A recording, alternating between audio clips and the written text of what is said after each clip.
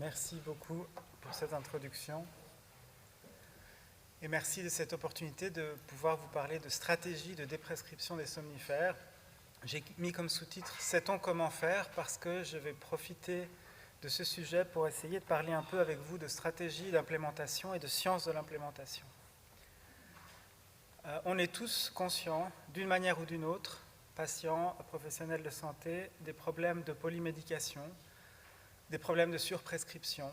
Les patients nous en parlent, les patients ont de la peine à prendre leur traitement. Les somnifères rentrent dans une catégorie un peu différente parce que c'est celle que les patients nous réclament. Je parle du secteur hospitalier que je connais mieux, mais mon impression de l'ambulatoire, c'est également le cas.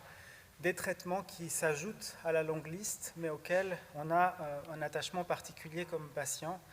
Et puis, comme dans ma figure initiale, une métaphore souvent utilisée pour les médecins de garde la nuit, c'est le marchand de sable qui passe dans les unités s'il y a des patients qui réclament ou qui s'agitent en demandant leur somnifère. Donc une situation qui s'inscrit dans la polymédication et peut-être dans la surprescription, avec les mouvements qu'on connaît, internationaux, Less is More, Choosing Wisely, et sa version suisse, parce qu'on est smarter, la Smarter Medicine, qui promeut ces top 5 et toutes ces stratégies de désimplémentation. Donc voilà ce que j'aimerais discuter avec vous les prochaines 30 minutes. C'est d'abord le sujet des somnifères, en effet, des benzodiazépines et sédatifs, risques et inconvénients, et comment parler de cette déprescription. Puis passer à la revue d'évidence, une revue systématique que nous avons effectuée, vous verrez le contexte, en mettant en avant, parmi les différentes stratégies, les stratégies d'éducation des patients et des professionnels, et muni de cet exemple, échanger avec vous sur le rôle des sciences de l'implémentation et comment est-ce qu'elles peuvent nous aider. D'abord, quelques remarques introductives et quelques remerciements. Je n'ai pas de revenus associés avec mon propos, revue personnelle associée à mon propos, mais je préside la Fondation Magic que j'ai co-créée, qui travaille dans les synthèses d'évidence. Et c'est dans ce cadre que je suis PI d'un work package, d'un projet européen Horizon, que vous connaissez peut-être. C'est le projet Be Safe, qui est financé par l'Union européenne, mais aussi par CERI en Suisse. Et j'utiliserai aussi du matériel que nous avons créé ensemble avec Jeremy Grimshaw, qui travaille dans le projet, qui est un grand spécialiste des sciences de l'implémentation. Donc merci à tous pour ça. Voici Be Safe, le titre c'est « Implémenter des interventions qui sont evidence-based et centrées sur les patients pour réduire l'utilisation de benzodiazépines et sédatifs hypnotiques afin d'augmenter qualité et sécurité ». Et vous voyez qu'il y a 6 pays inclus, dont la Suisse, qui participent à ce projet. Il est organisé comme ces grands projets avec plusieurs work packages. Mon but pour vous les montrer, ce n'est pas tant la promotion du projet, mais c'est surtout voir comment un projet d'implémentation de grande envergure peut se construire, puisque c'est cette modalité-là qui, on l'espère, va permettre de répondre à davantage de questions. Vous avez d'abord un bloc tout en haut de compréhension du système de santé ou des systèmes de santé respectifs, des parcours des patients, quand est-ce qu'ils ou elles prennent par exemple des somnifères ou pourraient arrêter de les prendre. Les deux autres blocs sont l'évaluation des évidences et recommandations d'implémentation, de même que les guidelines, donc ça dont j'ai la charge, associé à la production, informé par tout ça, à la production de matériel d'intervention, d'éducation notamment, pour le bloc suivant qui est un essai randomisé dans 6 pays en cluster afin d'essayer de voir qu'est-ce qui marche en stratégie de désimplémentation et comment est-ce que le contexte influence tout ça. Et puis les case studies, c'est-à-dire après l'application, y compris des échecs de désimplémentation, la compréhension des ingrédients qui ont pu y mener. Voici le projet et j'en parle ici pour la première fois. Ce projet va se poursuivre sur 5 ans, donc il y aura probablement d'autres contributions que je serai à même de partager avec vous, je l'espère. Les somnifères, je ne vous fais pas toute la liste parce qu'on les connaît, vous les connaissez, mais c'est essentiellement les inducteurs de sommeil, les benzodiazépines et les analogues que vous voyez listés ici. Comme je disais, ils ont un rôle particulier dans la pharmacopée de nos patients, un rôle qui peut être screené ou investigué par notamment ces 4 questions. Qu'on peut poser à nos patients, est-ce que ce traitement est la meilleure solution pour traiter mes problèmes de santé? Oui, non. Est-ce que je peux prendre ce traitement au long cours en toute sécurité? Oui, non. Est-ce que ce traitement me cause des effets secondaires ou m'a causé des effets secondaires? Oui, non. Et est-ce que je peux dormir sans ce traitement? Oui, non. Et on voit bien que suivant le degré et l'intensité de réponse de oui, non, le patient, la patiente sera à un bien différent moment de sa prise de somnifère ou de potentiellement contempler l'arrêt de sa prise de somnifère. Alors ça, c'est peut-être le reflet de la dépendance psychologique et physique et de l'attachement à ce traitement. Il y a d'autres notions, j'ai listé ici pour référence plusieurs points sur les benzodiazépines et sédatifs hypnotiques. D'abord, les guidelines, en particulier européens, recommandent les approches non pharmacologiques pour les problèmes d'insomnie, en particulier d'insomnie de plus de 3 mois. Et pour les insomnies brèves, quand c'est utile et opportun, un traitement de somnifère court par moins de 4 semaines. Je ne sais pas combien d'entre vous arrivent à respecter ces guidelines, probablement pas tous, et nous non plus, puisque l'utilisation long terme des somnifères est très fréquente, à peu près partout, alors qu'il manque l'évidence pour montrer les bénéfices, et que l'évidence qu'on a montre plutôt que les bénéfices des somnifères s'écoulent et s'épuisent très vite avec le temps. Il y a les risques des effets secondaires, j'en liste quelques-uns en vrac, ça mériterait un colloque entier, mais le risque de chute, de fracture, de confusion, toutes les hospitalisations qu'on a dans le contexte de prise de somnifères et d'autres choses. Et puis le débat sur est-ce que ça cause la démence, là j'ai mis un point d'interrogation, tout ceci augmentant les coûts de la santé notamment. Alors j'ai mis à la fin, il y a de l'incertitude quand même par rapport au lien causal entre la prise au long cours de benzodiazépine et tous ses effets.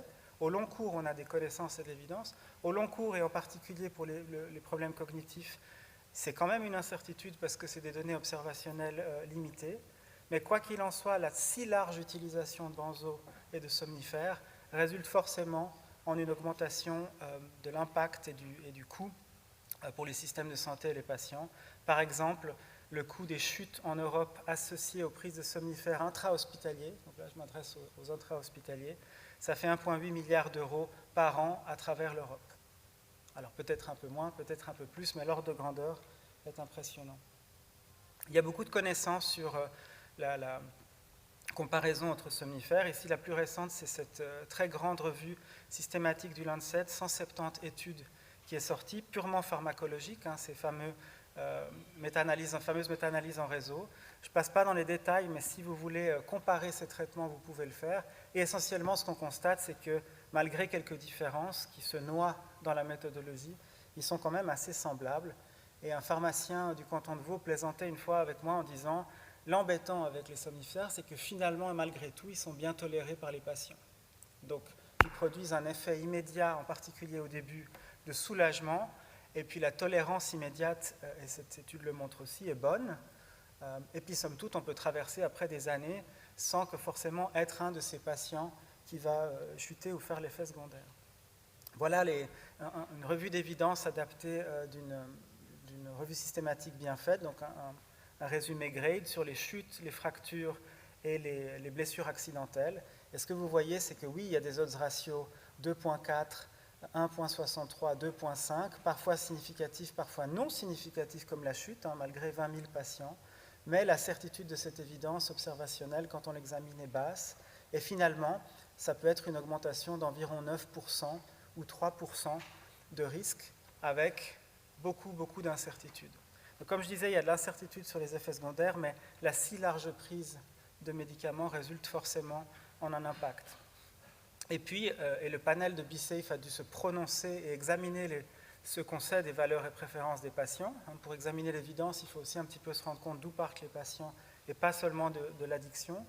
Le panel affirme, sur la base des données, qu'il y a probablement une très grande variation des valeurs et préférences pour considérer l'arrêt d'un médicament qu'on prend depuis des années, la valeur qu'on donne à éviter les complications qu'on n'a peut-être encore jamais vécues soi-même, et puis une hésitation à essayer d'autres mesures qui nécessitent plus d'investissement personnel, comme la CBT, la thérapie cognitivo-comportementale, l'hygiène de sommeil est parfois très sophistiquée, et les autres protocoles d'arrêt des médicaments.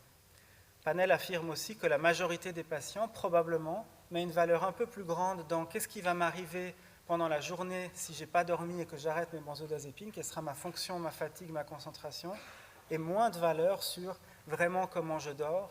Ça, c'est basé sur le fait que beaucoup de patients, et les spécialistes du sommeil le sauront mieux que moi, beaucoup de patients mésinterprètent ou sont très biaisés par rapport aux exacts moments de sommeil et de temps qu'ils ont eu, le souci étant de ne pas arriver à fonctionner correctement. Et puis là, tout de suite, on arrive sur une distinction importante, c'est que les recommandations d'arrêter, stop taking, arrêter de prendre, déprescrire, peut être différente des recommandations ne commencez pas. Et on a envie de dire, vu la complexité et ce qu'on voit, peut-être que le plus simple, malgré tout, c'est de ne pas commencer, parce que ces deux questions, ces deux contextes différents, comme on vient de voir, et ce sera informé par des corpus d'évidence d'études différentes. Par exemple, et je ne montrerai pas le détail, mais j'y ferai allusion, les connaissances sur le CBTI, donc la thérapie cognitivo-comportementale adaptée à l'insomnie, pour le traitement de l'insomnie est bonne, très bonne, c'est un des traitements les plus recommandés, même s'il est complexe à mettre en place. Par contre, ce même traitement, et vous le verrez pour la déprescription, marche peu ou pas, donc quelque chose de décevant parce que le contexte est différent. Et donc ça peut nous amener à des recommandations différentes. Ce que je vais vous montrer est basé sur ça. Tout se retrouve sur le site européen de BeSafe et sur les publications qui en découlent périodiquement, le guidelines et la revue systématique que nous avons menée. Je donne un exemple de ces interventions pour pouvoir les voir. Je mentionnais l'éducation aux patients. Vous vous souvenez les 4 questions du début. Voilà la réponse que BeSafe offre et qu'on peut regarder de manière un peu critique.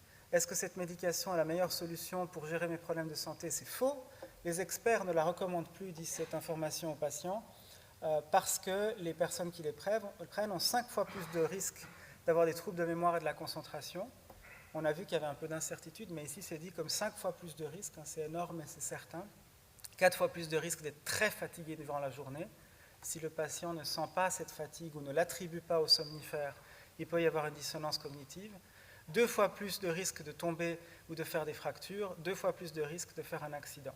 Donc là, on peint le diable sur la muraille, sur cette séquence. Certes, il y a des études qui vont montrer cette ampleur d'accroissement de risque. Est-ce que c'est le meilleur moyen de communiquer aux patients les choses ou est-ce que c'est exagérer la certitude? Je vous laisse juger.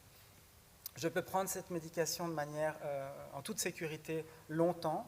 Là, on montre que non, comme on vient de mentionner. Ces traitements ne me causent pas d'effets secondaires. On parle de ralentissement cérébral et des réflexes ralentis ici. Et puis, je ne pourrais pas dormir sans ma médication. Alors, c'est vrai, on dit aux patients, mais temporairement, une fois que vous aurez traversé une période de sevrage. Donc là, on voit la difficulté dans le concret, quand tout à coup, il faut traduire tout ça pour de l'éducation aux patients, à soit faire quelque chose d'un peu direct, soit, et peut-être en le faisant, augmentant la certitude plus que nécessaire. D'autres informations, sans doute, à titre personnel, je les trouve plus utiles, c'est de dire, attention, vous avez peut-être bien toléré les somnifères, mais avec l'âge, avec les autres médicaments que vous êtes amenés à prendre, la situation peut changer. Et ça peut être une porte d'entrée à réexaminer le risque individuel et à l'ancrer dans ce qui arrive aux patients. Il y a des éléments d'information sur des tapering, donc des schémas dégressifs de doses, comme on le fait pour la prednisone par exemple. De nouveau, je me permets d'être un peu critique. Regardez des comprimés qui se coupent en 4 et qu'on peut échelonner sur chaque semaine. Celles et ceux qui prennent des somnifères, et je suis sûr qu'il y en a dans la salle, savent que c'est difficile de les couper en 4 et que tous ne se coupent pas. Donc là aussi, on a une nécessité de penser quel somnifère pourrait suivre un tel protocole. Et puis on retrouve les valeurs et préférences. Qu'est-ce qui est important pour vous maintenant en discussion motivationnelle? Préserver ma fonction la journée, restaurer mon sommeil naturel, modifier mon traitement aussi peu que possible, minimiser les coûts pour savoir où se situe notre patient. Et vous aurez dans chacune de ces études et online beaucoup d'outils de cet ordre pour aider vos patients. Ça va être notamment traduit en français incessamment. Il y a des conseils pour comprendre un peu les cercles vicieux du sommeil, l'hygiène, comment est-ce qu'on peut faire pour mieux dormir, avoir un carnet du sommeil, mais aussi un carnet des activités la journée pour équilibrer l'un l'autre, et puis des conseils sur comment gérer son stress autrement, puisqu'une bonne partie des somnifères sont aussi pris pour gérer le stress, plutôt pour la comorbidité mentale, sans forcément qu'elle soit psychiatrique. S'y ajoutent des témoignages, on pense que ça marche mieux pour les patients d'avoir des témoignages qu'ils vont voir, peut-être qu'ils marchent mieux quand ils ne sont pas trop promotionnels. Et vous avez en complément l'information à nous. l'information pour les professionnels de santé, des trucs et astuces sur comment aborder ces discussions, comment essayer de faire ces schémas dégressifs s'ils marchent, et puis comment adapter notre conversation à où en est le patient dans sa pathologie.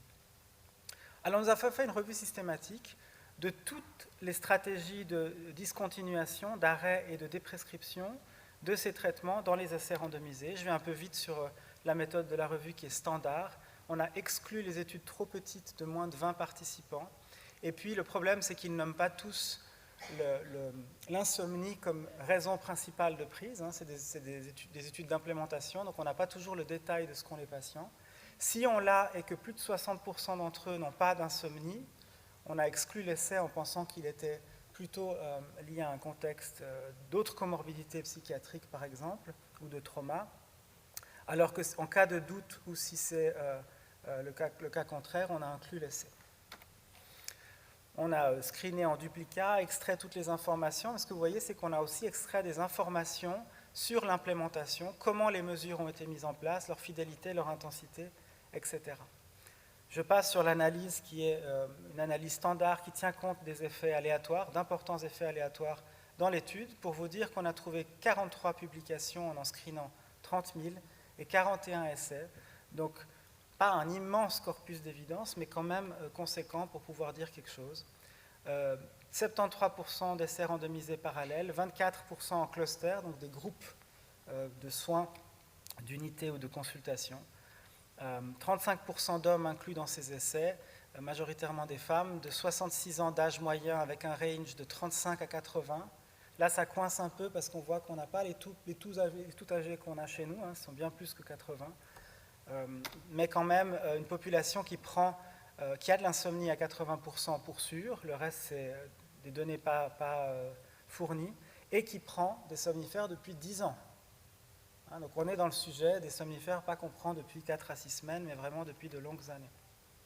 Ça se passe à la consultation, à l'hôpital, et puis un peu en pharmacie, 12, 31 et 36%, quelquefois ailleurs, jamais aux urgences, on peut comprendre. Et puis, une grande distribution de pays.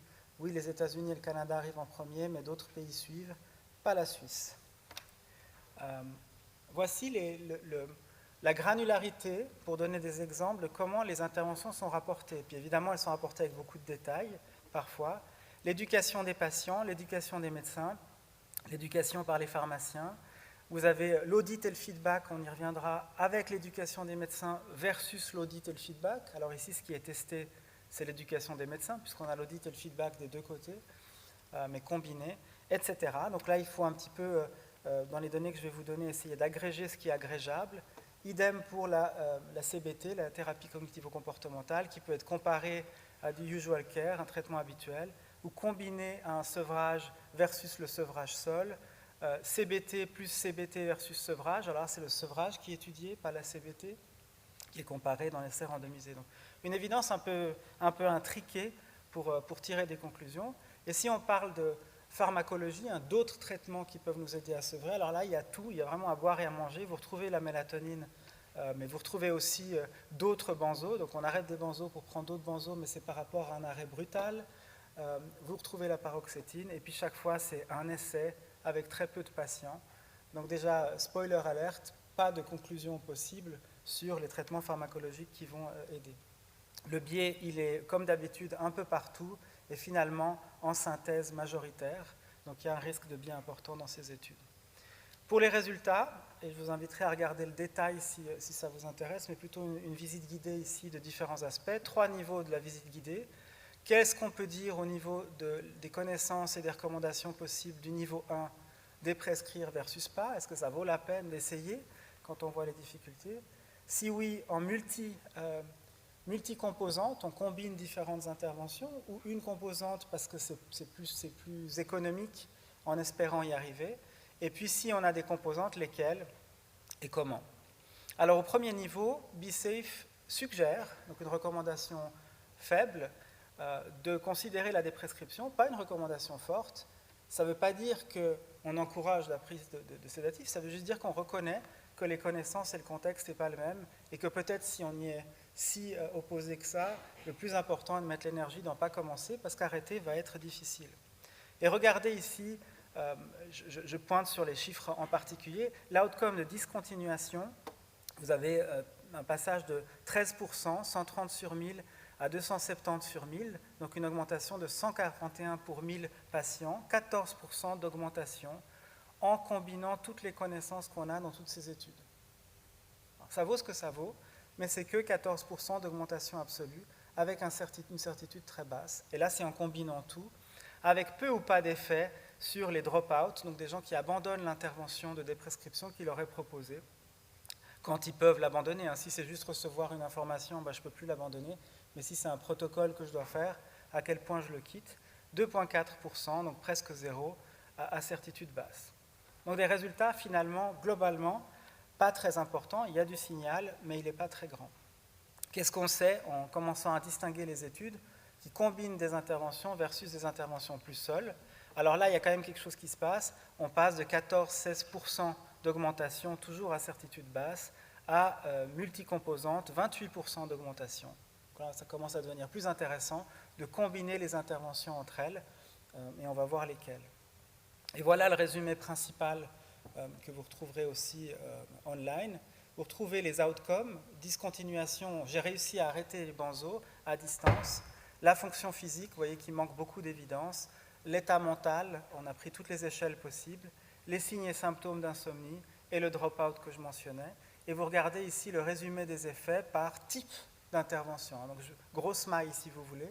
L'éducation des patients, alors ça marche un peu, code couleur, quand on est vert, ça marche un peu, quand on est rouge, c'est pire, et quand on est jaune, on est neutre, gris, on n'en sait rien. Alors regardez l'éducation des médecins, si on regarde que ça et de manière isolée, on ne sait pas si ça marche ou si ça aide. Donc peut-être que je perds mon temps en parlant avec vous, mais j'espère que non. Ce qui marche un peu quand même, ou peut-être, parce que c'est une certitude basse, c'est l'éducation des patients. Vous retrouvez 14-17%. Et il y a des choses qui semblent marcher mieux, un grand essai à 20 000 patients, quand les pharmaciens s'en mêlent, en enseignant à la fois patients et médecins. Donc un travail à 3 sur la prise de benzodiazépines, mais c'est qu'une étude. Pour le reste, vous trouvez que la CBT ici a un effet relativement neutre. On retrouve des petits effets incertains, des très larges intervalles de confiance. Donc on ne retrouve pas les mêmes connaissances que CBT pour traiter l'insomnie initialement. On essaye d'arrêter avec ça, mais ça ne marche pas si bien que ça. Et on retrouve 7 essais randomisés quand même à un moment donné. L'arrêt, le sevrage progressif, a une petite baisse sur la fonction physique, rien de majeur, un seul essai, on ne peut pas dire grand-chose, et puis est relativement neutre. Donc le fait de promouvoir un protocole d'arrêt est peut-être nécessaire dans l'accompagnement du patient, mais n'a pas l'air de changer énormément les choses. Encore une fois, des résultats, je me mouille moi, un petit peu décevants par rapport aux moyens qui sont mis, et puis toutes les questions qu'on pourrait se poser, on en a listé ici, vous en aurez peut-être d'autres, pour lesquelles on ne peut pas répondre avec ce corpus d'évidence. Quels sont les triggers idéaux pour arrêter, les contre-indications, le schéma dégressif optimal et pour quel patient, l'adaptation aux effets secondaires, les risques possibles. Là, on se retrouve dans la cuisine habituelle du quotidien, sans qu'on puisse pointer vraiment à des connaissances qui disent « ça, c'est mieux qu'autre chose ». Ce qu'on a fait, et je switch sur l'implémentation, c'est catégoriser ces interventions dans des modèles, et je les introduirai un peu après.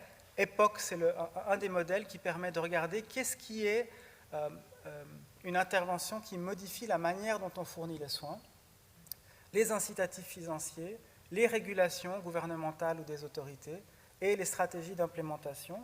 Là, je vais vite, mais c'est en jaune les interventions qui apparaissent dans ce corps d'évidence, et tout le reste, c'est des possibilités qui n'ont pas été testées de manière randomisée. Donc on peut avoir des soins qui sont donnés en groupe versus individuel, des informations en groupe, du self-management, modifier la durée de la consultation à dessein, travailler en équipe, voilà, de manière parsemée, quelques tentatives, mais beaucoup de choses qui ne sont pas testées ou pas utilisées. Incitatifs financiers presque jamais testés dans les essais randomisés. Certains pays, y compris dans BSAFE, mettent une limite financière ou des pay for performance qui vaut ce qui vaut et souvent sont critiqués pour des effets délétères collatéraux.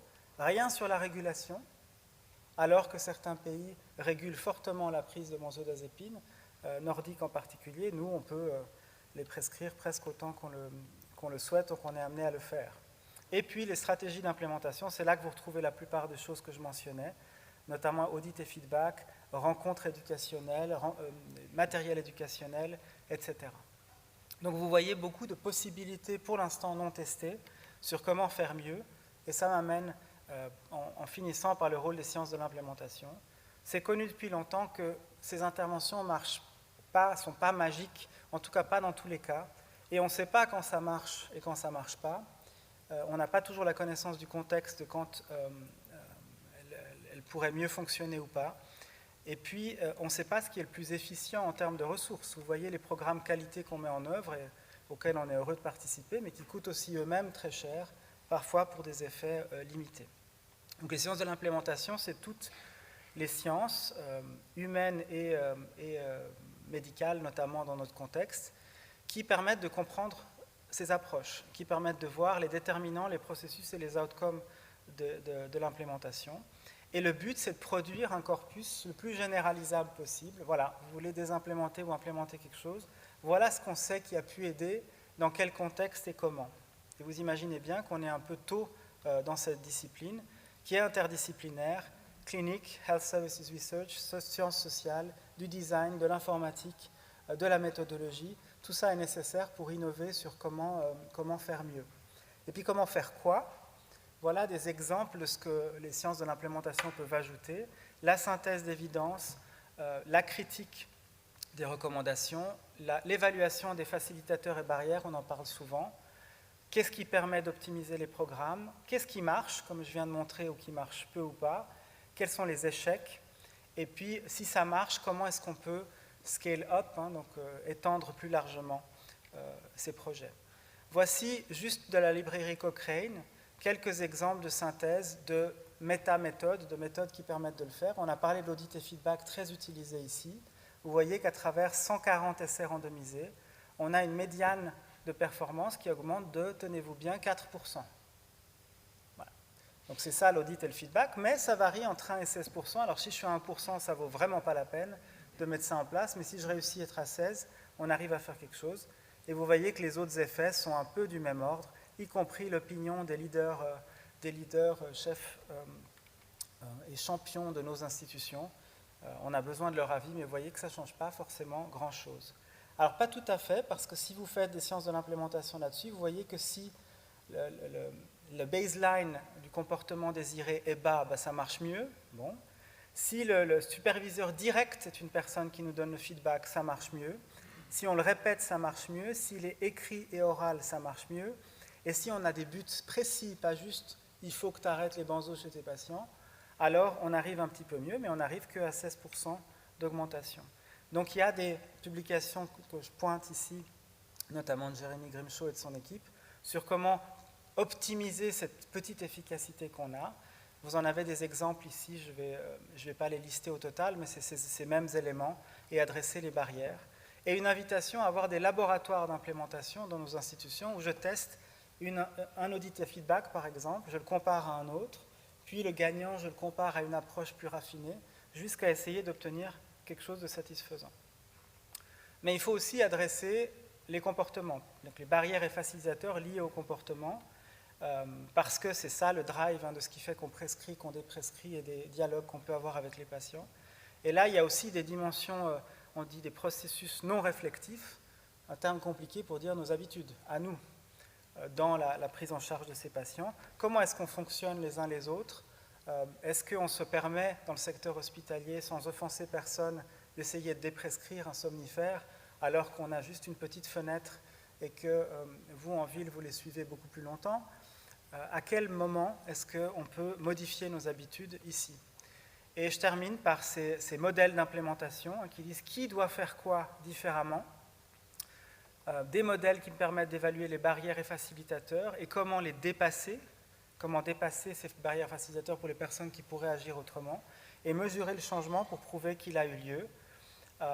Et là, vous voyez un peu plus en détail ces étapes, et je nous invite à le faire. Dans le projet, on essaye de le faire dans les 6 pays, pour dire, dans le fond, est-ce que moi, je suis une des personnes qui peut modifier quelque chose ici? Qu'est-ce qui serait dans ma marge de manœuvre? Qu'est-ce qui me bloque? Et en groupe, essayer de voir ce qui marche le mieux. En tout cas, BeSafe va le faire dans les 6 pays. Et puis, on peut aller plus loin, on peut parler de contexte. Peut-être que je peux le faire dans un tel contexte, mais pas dans un autre, et miser mes ressources là où elles peuvent se faire, contexte, temps et objectif. Et puis, dans les domaines méthodologiques qui ressortent de ces sciences de l'implémentation, parfois je vais agir sur les connaissances. Aujourd'hui, on a parlé de connaissances et partagé dessus. Il y a des compétences de suivi, par exemple, et de sevrage. Ce fait de se souvenir des choses, le fait de pouvoir réguler ses comportements et d'avoir la marge pour le faire, mais aussi les croyances, les intentions, les buts qu'on a et le renforcement qu'on peut se donner à y arriver.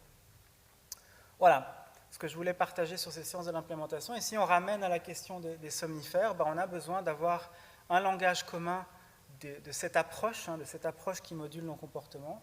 Il y a beaucoup de théories, vous voyez, rien qu'en 3 slides, j'ai parcouru 3-4 modèles, et parfois il en manque, mais il y a peu de théorie qui est opérationnalisée. Et puis on a de la peine à construire une science qui est cumulée, où vraiment on apprend collectivement de ces sciences de l'implémentation, peut-être, et ça c'est un peu un pamphlet, peut-être parce qu'on ne finance pas assez ce type de recherche et ce type de projet qui nous permettrait également d'améliorer la qualité des soins. Et donc, ça nous ramène à cet écosystème. Comment est-ce que je peux faire travailler toutes les personnes ensemble, les scientifiques qui produisent les connaissances et synthétisent, ceux qui la recommandent, mais surtout nous, qui sommes le relais d'implémentation, avec toutes sortes de rouages au centre. Et j'ai mis exprès au centre un qui me paraît essentiel et peu étudié dans ce domaine, c'est le partenariat avec les patients. Dans le top 5 de médecine interne, Jean-Luc Régnier en avait parlé, je crois, une fois, on a commencé à faire du partenariat patient au HUG pour essayer de trouver comment implémenter les recommandations du top 5, par exemple. Voilà ce que je voulais partager. Je vous remercie de votre attention.